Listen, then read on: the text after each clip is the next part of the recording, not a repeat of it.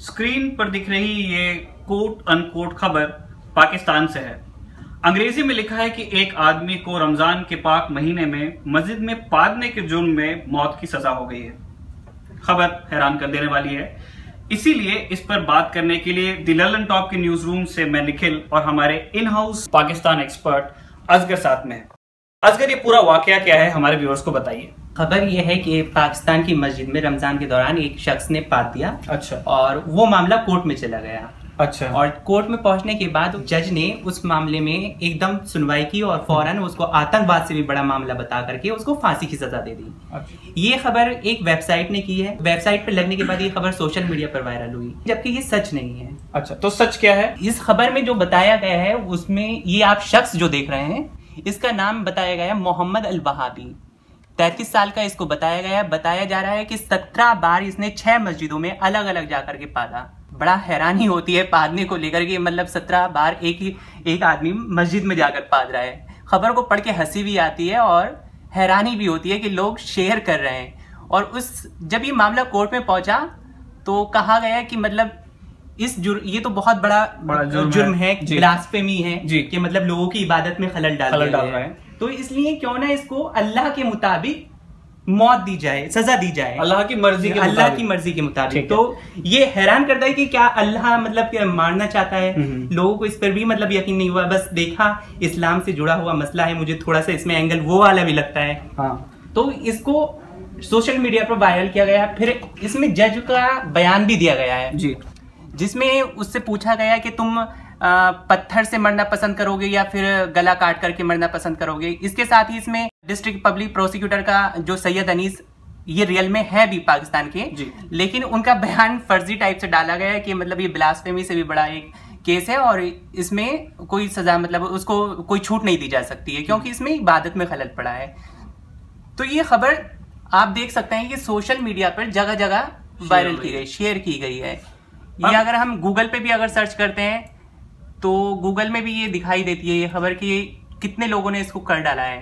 मतलब बहुत अलग अलग जो मीडिया संस्थान है उन्होंने इस वेबसाइट के हवाले से इस खबर को अपने पेजेस पे शेयर किया, ये आप कह रहे हैं। और सोशल मीडिया पे लोग अपने ट्विटर अकाउंट से इस खबर को ट्वीट कर रहे हैं, फेसबुक पे अपने पेज पे लगा रहे हैं। तो असगर, आपने जब आप इस खबर के बारे में बता रहे थे तब आपने इसमें फर्जी इस शब्द का इस्तेमाल किया और यही वजह थी कि जब हमने लाइव शुरू किया तब मैंने इस खबर को कोट अनकोट खबर कहा था।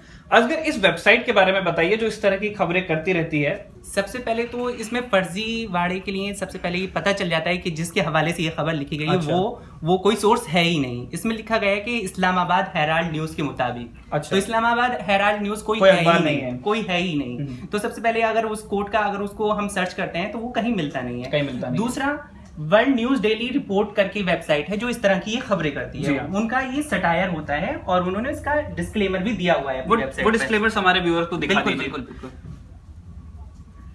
ये नीचे सबसे लास्ट में कमेंट से भी नीचे जाकर के इन्होंने डिस्क्लेमर दिया है। और खबर लिखने का स्टाइल इनका ऐसा है कि मतलब आप समझ ही नहीं पाए कि ये आप सच्चाई पढ़ रहे हैं या फिर कोई सटायर पढ़ रहे हैं। इन्होंने बाकायदा इसमें मेंशन किया हुआ है कि हम सटायर लिखते हैं और जो इसमें रिकॉर्ड बयान किए जाते हैं वो लोग होते हैं, लेकिन वो बयान सच नहीं होते हैं।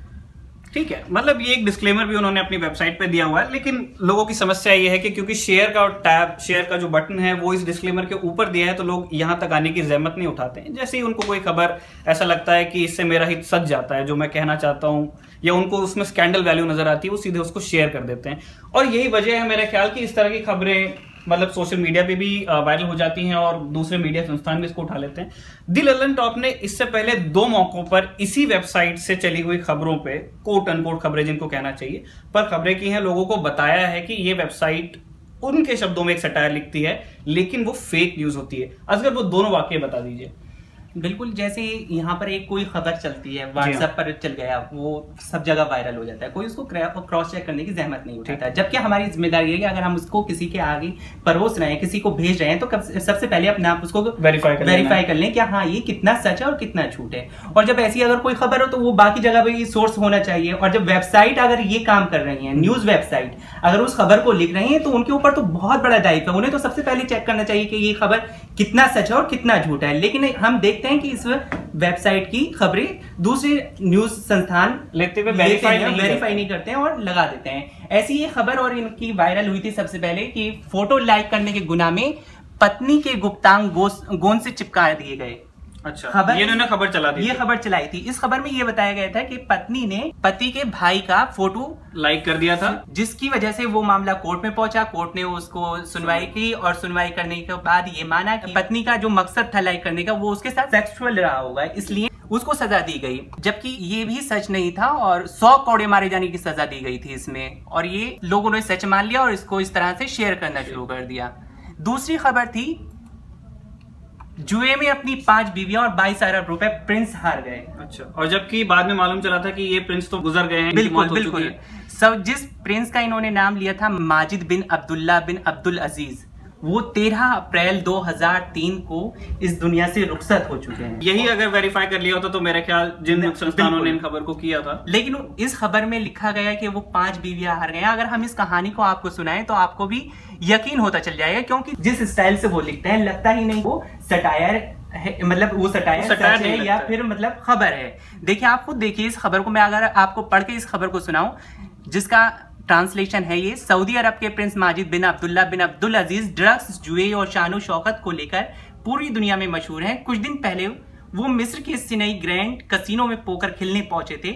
देखिए, पूरा बाकायदा जगह, नाम सब जगह दिया है ताकि आपको कोई शक पैदा ना हो। ये वर्ल्ड न्यूज डेली का लिखने का स्टाइल है। वो जब इस तरह के सटायर्स लिखते हैं जो कि खबरों की तरह लगते हैं, तो उसमें कोट्स होते हैं, एक्सपर्ट कमेंट्री होती है, इसलिए वो दिखता खबर जैसा है। लेकिन जब इस तरह की खबरें हमारे आपके सामने आए तो हमारा भी फर्ज बनता है कि वो शेयर वाला बटन दबाने से पहले अव्वल तो हम उस वेबसाइट का वो पेज ही पूरा स्क्रॉल कर लें, और अगर हमें ऐसा लग रहा है कि इसमें नजर आने वाला स्कैंडल या तो सही नहीं हो सकता है या बहुत आउटरेजियस साउंड कर रहा है, जैसे ये भी खबर थी, जैसे पादना है, बहुत नॉर्मल प्रक्रिया है, ठीक है, असभ्य माना जाता है, अगर पब्लिक प्लेसेस में ऐसा हो तो उसे बुरा माना जाता है, पर कॉमन सेंस ही आपको बता देगा कि इस चीज के लिए किसी को मौत की सजा नहीं होती है।